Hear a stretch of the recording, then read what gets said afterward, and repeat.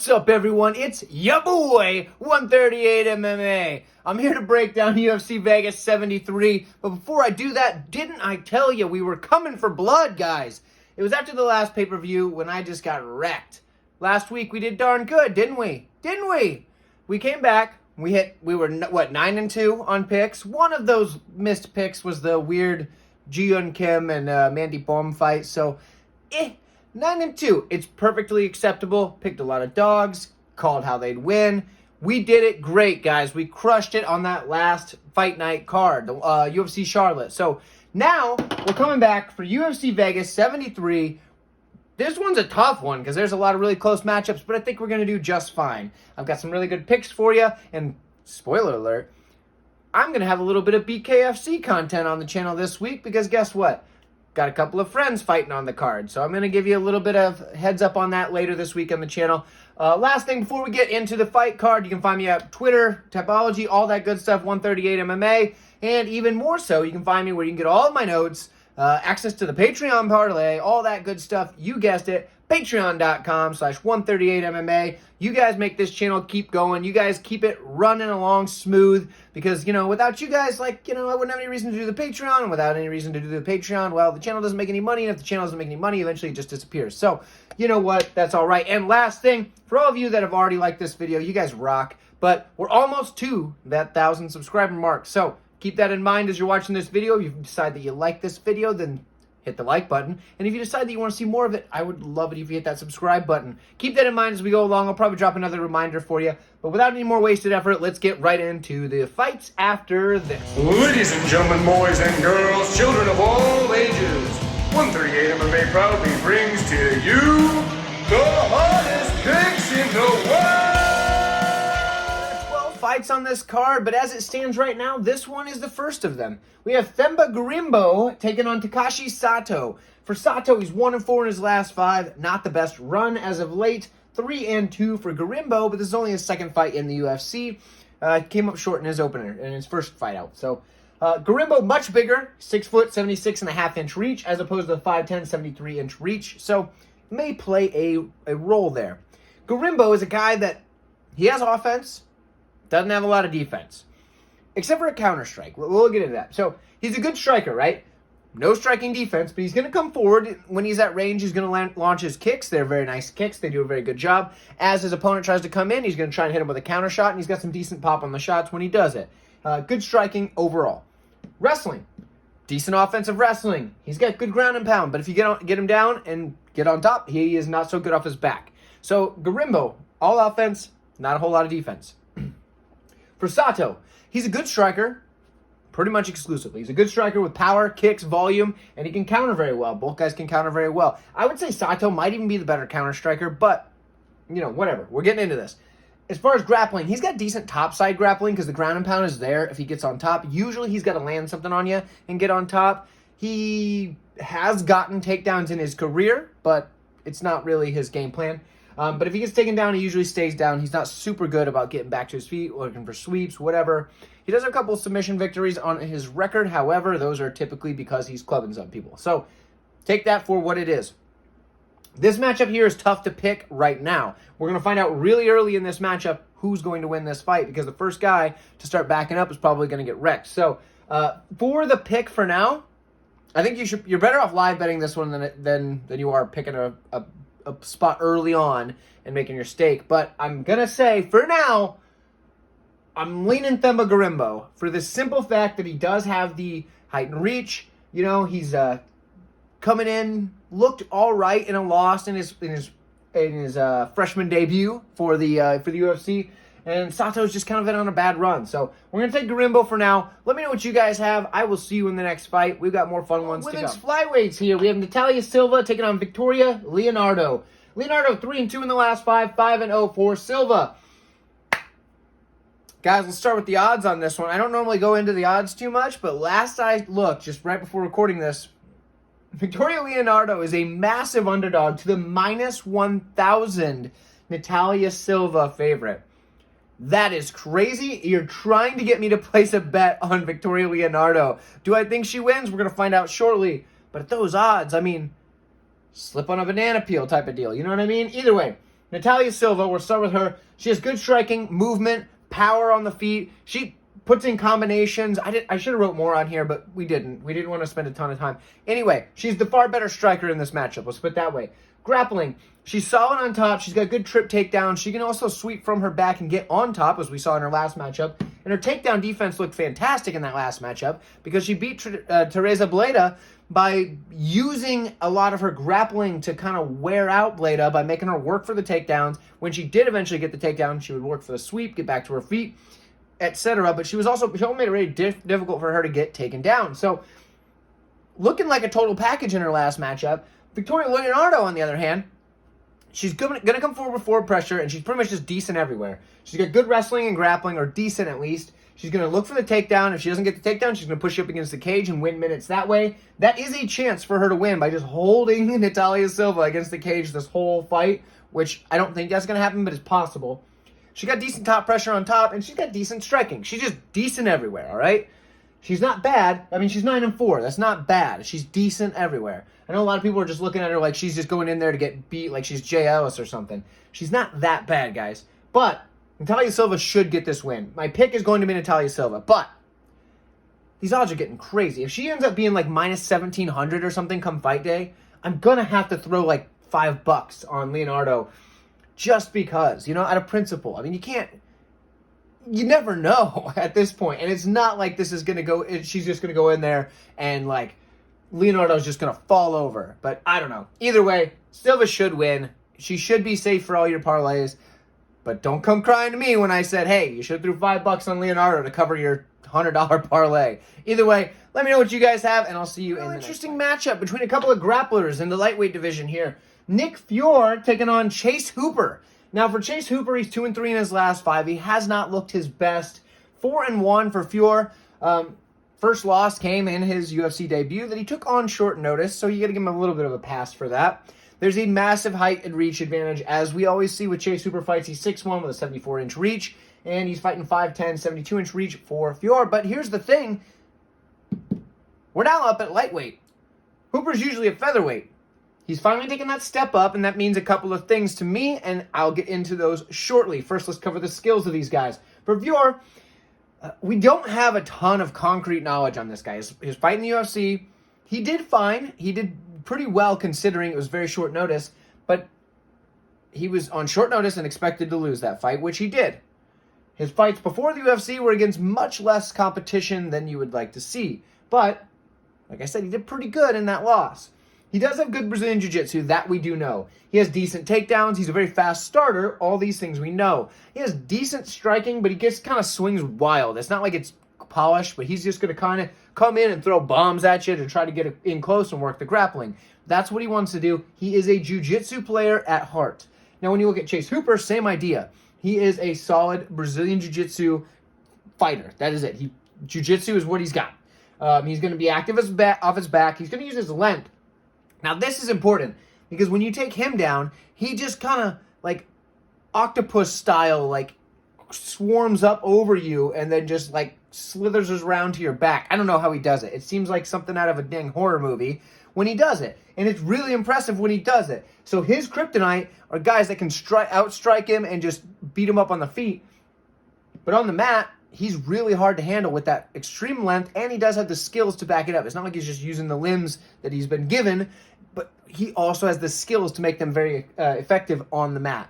When he's on top of you, you don't want that. The guy's gonna be a nightmare to deal with when he's on top of you. Now, takedowns, doesn't really have very many of them. Striking, yeah, it's so good. Striking defense, even worse. However, Fiore's not a good striker either. He's a decent striker. He's not one of those guys that you're going to go out there and he's going to light you up on the feet. Now, yes, he can land a big, heavy shot. Don't get me wrong. But we've already established he's at a disadvantage height and reach-wise. If he's throwing these big, wild shots trying to land, Hooper's going to have a pretty big window of opportunity to keep him back. Now, if he's learned anything recently, it's that he should be able to use this length to keep Fiore back. Now, will he do that? I don't know. But here's where the weight class comes in. It makes me think that maybe Hooper is starting to finally come into his body a little bit, kind of grow up and be a man a bit, you know what I mean? Now, I never did that. I'm still 5'8". I never grew after that. So I can't say anything about it. I can't talk any smack. Hooper's a massive human compared to me, but he always kind of looked very boyish, didn't really have that man's physique to him, but now he's coming up in weight, so maybe that's the time, maybe that's it, maybe he's starting to grow into that a little bit. I'm not going to put a ton of stock into it, but maybe that would explain the move up in weight class, and maybe, just maybe, he'll have just a little bit of ability to use that more strength that he may have up at 155 pounds to keep Fiore at bay on the feet. However, this is a tough matchup to pick. For me, I think it ends up on the mat at some point, and I do think that Chase Hooper's going to be better on the mat.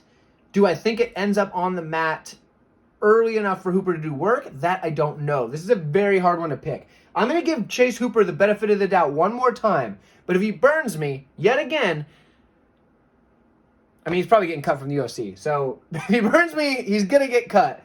I'm taking Chase Hooper. I'm not confident. I'm more or less fading the level of competition that Fiore has, thinking that if it comes to a pure jiu-jitsu matchup, Hooper should probably be just a little bit better. And I think on the feet where it most likely isn't going to play out because the game plan of both guys is to go to the mat.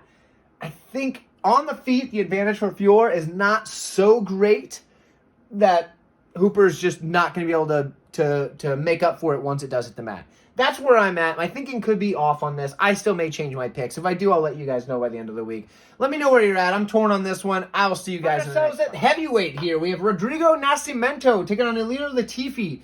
For Nascimento, he's 9-1 on the career, 3-1-1 in the last 5. So still pretty early in the career. When we look at Latifi, he's 16-8, 2-3 in the last 5. He's getting up there in age. He's 40 years old as opposed to the 30 for Nascimento. That 10-year age gap says something there, as we all know. 5'10" with a 75-inch reach for Latifi, 6'2" with an 80-inch reach for Nascimento. So for Rodrigo Nascimento, all the physical advantages should be on his side as far as age, height and reach, etc. As far as just pure strength, maybe not. It should be pretty close, I would imagine. But the age and the height and reach is a big deal. As well as the last 5, they're close, but there you go.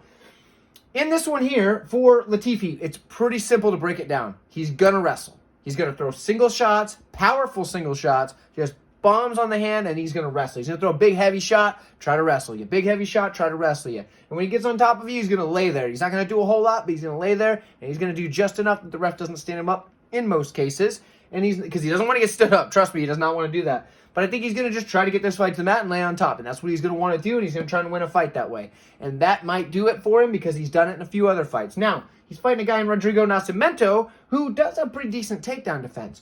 The problem with him, he likes to come forward and he likes to brawl. And that is a bad idea with a guy that swings as hard as Latifi does. However, I think Nascimento's got decent striking, and it's probably a little bit better than the Latifi we're going to get at this point in his career. When it gets to the mat, if he gets on top, Nascimento is going to have a massive advantage because he's very good in the jiu-jitsu. And on top, this guy is going to mug poor Latifi because he's not a guy that can work too well off his back. He needs to get on top. So basically, whichever guy gets on top is going to win that round. However, I think Nascimento has more tools than Latifi at this point in his career, and I don't think it's crazy to say that. So for me, the pick is Rodrigo Nascimento. I feel decent about this one, but it's still a heavyweight fight. Realistically, the over 1.5, if we can get that, is going to be fantastic. If we get the over 2.5, it's a little more chintzy, but you might be able to get it. It still might be okay. But the over 1.5, if that's on there, that should hit. I don't see either of these guys going down in the first round. They're going to kind of feel each other out a little bit because that's what heavyweights do sometimes. And it might be a really long, boring decision where Nascimento or Latifi trade rounds by who gets on top, and that's what we get. But I'm going to take Nascimento. Let me know what you guys have, and I'll see you in the next one. We're at welterweight. We have Gilbert Urbina coming in 3-2 in his last 5. He's taking on Ryan Cosce, who is 4-1 in his last 5. I had to double check. I just went over and Googled it to make sure I had the height right. Gilbert Urbina is 6'3" with a 74-inch reach, as opposed to the 5'11" 71-inch reach. That can't be right, can it? Guess it is. All right. Gilbert Urbina is a giant. At welterweight, 6'3" is huge. So, anyway, he's way bigger than Cosce, but he was fighting at middleweight when he was on the Ultimate Fighter. Obviously, middleweight was the weight class, but yet him and Battle are both now welterweight, so whatever. Either way, let's start with Urbina here. He's an offensive guy, not a lot of defensive guy. He's got decent striking. The volume's there. Striking defense is not there. He has decent wrestling. He mixes in the takedowns really well, but his takedown defense is not exactly as good. His submission defense also can be a bit laxed because he can kind of put himself in bad spots when he shoots a takedown and kind of sticks his neck somewhere it shouldn't be. But either way, I don't think he has to worry too much about that with Cosce, but he does have to worry about getting taken down because the takedowns from Cosce are very strong, powerful style takedowns. He's a big dude. He's kind of a bull in the China shop kind of character. So when he comes through, he's just running you down, doing what he needs to do, walking forward with aggressive pressure. He's going to get on top if he can, and he's going to land some ground and pound when he's there. But like I said, he's got those powerful takedowns. On the feet, he's going to throw big, heavy shots. His striking defense is also not that good. So in this one here, it's another matchup where we're going to kind of find out real early in the fight who's going to probably get the win based on who's dictating where this fight's taking place and how this fight's going. For me, I'm going to lean the Cosce side because I think he can land a power shot probably before Urbina can, but you know, it's like one of them fights. Like, yeah. So I'm not a confident lean either way on this one. There's a lot of really, really razor-thin fights. But when in doubt, side with Cosce, who's got power in his hands and can mix in the takedowns and probably has a little bit better takedown defense. So that's where I'm at. I don't know. Not a ton to go off of. Let me know what you guys think. I'll see you next. In the women's strawweight division, we have Vanessa Demopolous coming in 4-1 in her last 5. And Karolina Kowalkiewicz coming in 2-3 in her last 5. But she is on a 2-fight winning streak, if my memory serves. So, interesting one here because we have a primarily a grappler who is doing all right in the striking versus a striker who's been deciding to wrestle a bit lately. So let's go ahead and start with Kowalkiewicz, who is the striker. She has solid striking, decent power, and she works in combination. Typically, her striking has been what's got her to the dance in most of her fights. However, lately, she's decided to wrestle a bit. She has decent wrestling. Her takedowns have already kind of been the way she's been winning fights in those last couple of matchups where she is on this 2-fight winning streak. But she's always had the takedown defense, which has been pretty good. But the takedowns offensively have been kind of a new wrinkle to her game because before that she was more or less a striker. Now, for Demopolous, good Brazilian jiu-jitsu. Shout out to my buddy Zeke, who was one of her jiu-jitsu coaches way back when she was fighting in Tough Enough or whatever I think it was called, or something like that. Way back in the day out in Vegas. But either way, Vanessa Demopolous, shout out to my buddy for being one of her early jiu-jitsu coaches. He's not anymore. She's active off her back. She can get submissions from there. In top control, she's able to get on top and work that control pretty well. You don't really want her on top because she's going to mix that ground and pound in and look for submissions that way. Yeah, we've seen her do well on the mat in the UFC so far. Whether she's losing at first and then just comes back with something, or whether she gets the fight there by her choice, basically. Decent striking, more or less, she's just going to come forward and throw volume and have decent power while doing so. It's not the prettiest thing, but it's there. Not the best striking defense, but thankfully for her, she's very durable. I'm not sure how she's so durable, but she's very durable. Obviously, that 4-1 in her last 5, she's eaten a lot of shots in those last 5 fights. Just keeps on coming. So I've cashed on her as a dog in pretty much every one of her UFC wins, so that's been cool. I'm probably going to pick her again. Actually, I'm going to pick her again. I'm taking Vanessa Demopolous here as a dog. I think she's just going to be better. I think Kowalkiewicz is going to probably make the mistake of shooting a takedown, and I think at some point Demopolous is going to be able to use her jiu-jitsu to work something off of her back, maybe lock up a submission, and if she doesn't, I think it's going to be one of those things where Kowalkiewicz is going to be trying to piece her up on the feet, and Demopolous' forward pressure is going to be able to get her close enough to get the takedown and land on top, and then that will be the end for Kowalkiewicz in that matchup. I do think she's going to get the finish. I may not bet it that way because she's already underdog, and I think you play it straight if you're playing the underdog. Let me have Demopolous in this one. Let me know what you guys think, and I'll see you in the matchup here. We have Vyacheslav Borshchev coming in 3-2 against the 4-1 Mahashate. So in this one here, both guys are predominantly strikers. There's some other stuff I was going to write, and I thought, why? Because this is a striking matchup, and that's probably what it's going to be, but I'll cover it anyway. For Mahashate, he's a good striker, uses his range pretty well. Nasty elbows, which is a very good way to win a fight by cut. So nasty elbows there. And he's got good power as well. He can put your lights out when he connects flush, especially with a long, rangy, straight punch. Because guess what? He's got long arms. Now, for Vyacheslav Borshchev, he also is similar build. Maybe a little shorter, but he's similar build. High-level kickboxing. The kicks and the punches, he mixes them together very well in combination. He's going to work the body, and he does have a lot of power to come along with that. Now, both guys struggle in their takedown defense. Now, for Borshchev, if you try to get him with like a body lock or something like that, he does the right things initially and tries to fight the hands, get his base wide, whatever. But he just doesn't seem to have the ability to stop the takedowns if they're kind of, if somebody's shooting a double leg or a single leg or something like that. The body lock, he does the right thing. But when he does get taken down, what does he do? Well, he tries to work back to his feet. And he's going to keep doing that over and over again. But guess what? You're going to keep being able to take him down again. Now, Mahashate, same idea, kind of, just a little bit different. People haven't quite had the ability to do that too. Obviously, he's 9-2 in his career. So Garcia was able to do that. Rafa Garcia was able to, use the grappling to take him down, control him, whatever. I think this is probably going to be a striking matchup for as long as it lasts. Now, let me tell you this. Because this is a striking matchup between two guys that can put your lights out at a moment's notice, for me, this is the fight. I'm going to kick my feet up on the coffee table. I'm going to crack open one of my nice ice-cold root beers. And I'm just going to enjoy this fight while I sip on some root beer. Because I don't think that I'm confident enough in either of these guys that they're going to just dominate the other one. I will make a pick, and the pick is going to be Vyacheslav Borshchev, because I think he's the better pure striker out of the two. But it only takes one big shot from either of these guys to drop the other one, and that could be night-night for him, you know what I mean? Or it takes one little elbow that just comes through, gets a big enough cut, and the ref steps in.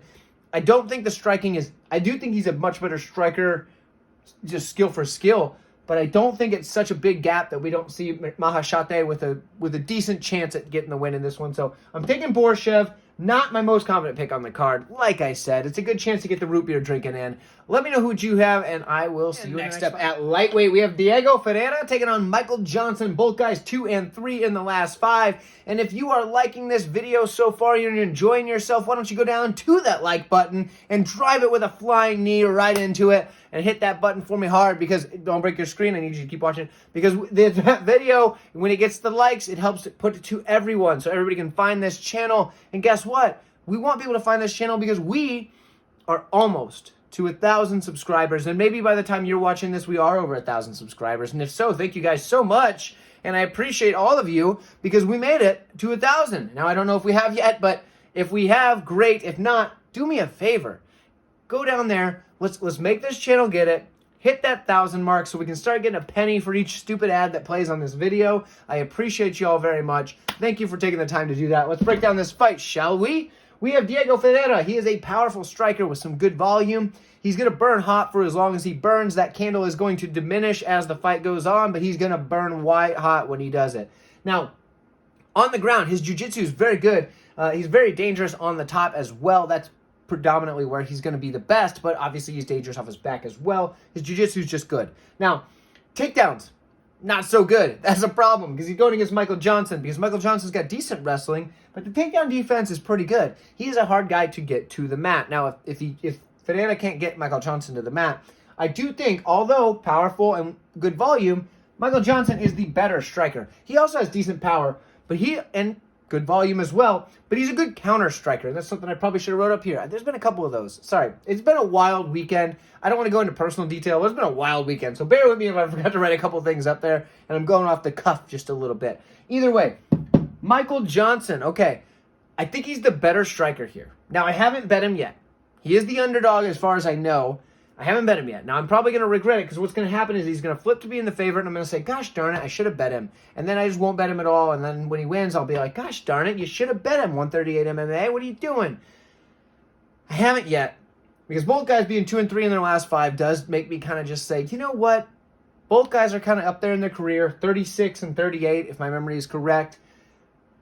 Yeah, I'm picking Michael Johnson, but I haven't pulled the trigger on it yet. I still may be swayed. We'll see. Maybe some of y'all in the comments can sway me one way or the other. Let me know who you have, by the way, and I'll see you guys in the next fun welterweight matchup next between two primary strikers. We have Joaquin Buckley, 3 and 2 in his last 5, taking on Andre Fialho, 2 and 3 in his last 5. Now, for Fialho, he was all the hotness coming into the UFC. Stepped in on short notice, made a good account of himself, knocked a few guys out, made some highlight reels. Loved it. Cashed on this guy as a dog a handful of times. But then he hasn't looked as good in his last couple of fights. But we'll see if he can bounce back here against a guy in Joaquin Buckley, who is now stepping down to welterweight. Hasn't fought in welterweight at welterweight in the UFC, but he did in the regional scene. So, he's been here before. This one's going to be an interesting one, because I do like a few things that are both guys, and I dislike a few things that are both guys. Now, for Buckley, the things I do like.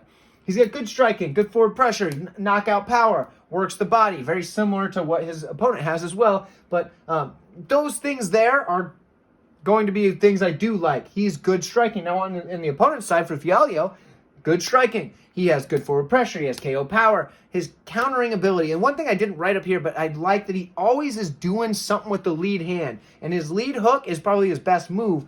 But he's always getting that jab going out there and then throwing the hook and just kind of mixing them together. So you see the lead side moving, and you don't know whether he's coming with a hook or a straight or what, because he's just coming with the volume. He's got that right hand ready to go. And yeah, he can get cracked, but I do like that he has that right hand right here a lot of the time. So for Fialho, I like that he's got the hand ready to roll, ready to throw the power, but he's working the lead hand while he's moving forward. I do like that.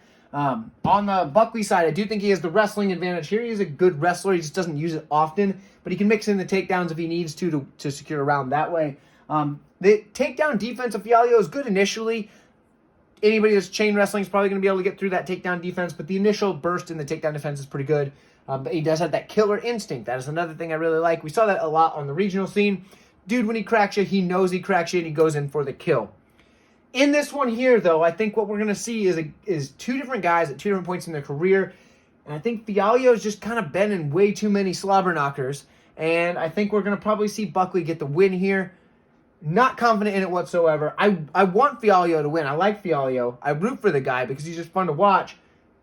I think Buckley's getting this one done. I think he's going to be able to get a hold of Fialho, get him with a couple of big shots, maybe go to the body to get the hands coming down, and then come back over the top with a big overhand. I think it's going to go hook body, feint like he's going up high, come back to the body, hit the overhand. I know that's a wild combo, but I can see Buckley doing something like that. And that's what I think we're going to get. If that happens exactly like that, you heard it here first. My Magic 8 Ball told me. But Buckley's the pick. Not mega confident. I do think that this one should be a fun fight for as long as it lasts. Let me know who you guys have, and I'll see you in the next fight. Catchweight match of 120 pounds where Lupita Godinez steps in short notice to take on Emily Ducote. Ducote's 4-1 in her last 5, 3-2 for Godinez.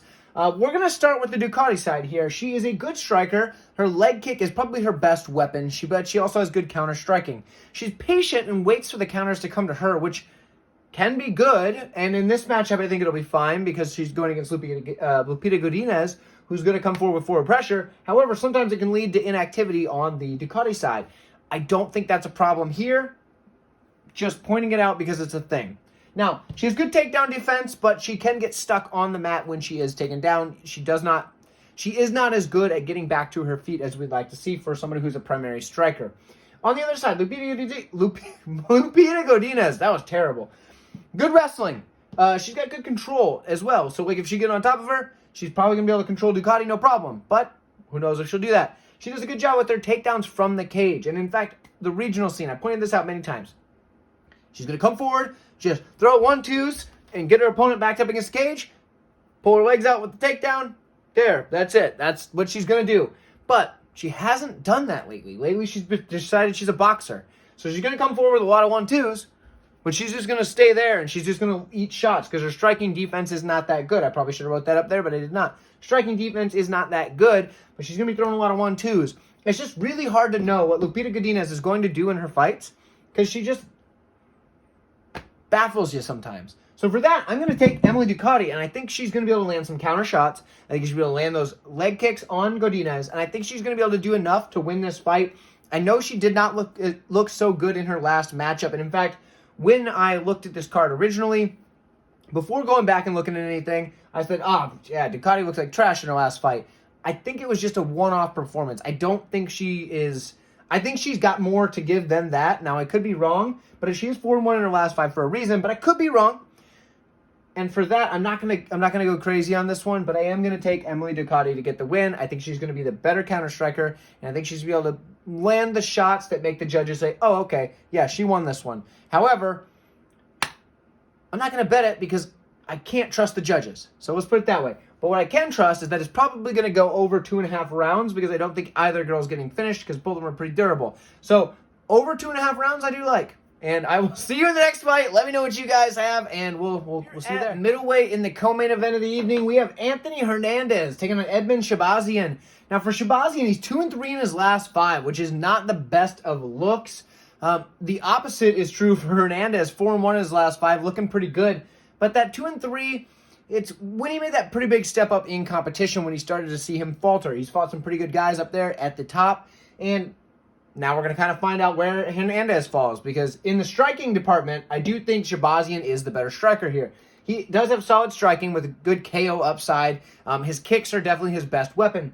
Now, in the striking, Hernandez isn't lost. It's the volume that's going to get him anywhere in the striking, just because he has a high motor. He keeps that pace up throughout the entire fight, and he's going to wear on a guy. And the striking is just part of that equation. With the wrestling, he's going to mix in the takedowns. He's going to go for the volume of takedowns. He's going to let guys back up because he's going to be seeking the sub once it gets to the mat. He does have good Brazilian Jiu-Jitsu, don't get me wrong, but he's going to be looking for the submission, not so much looking to control. He can control, but he's looking for the sub, and sometimes that'll let guys get up. Now, I don't think Shahbazyan's going to get back up because Shahbazyan, he has decent offensive wrestling, but his defensive wrestling is not there. He can get stuck on the mat, held down, controlled.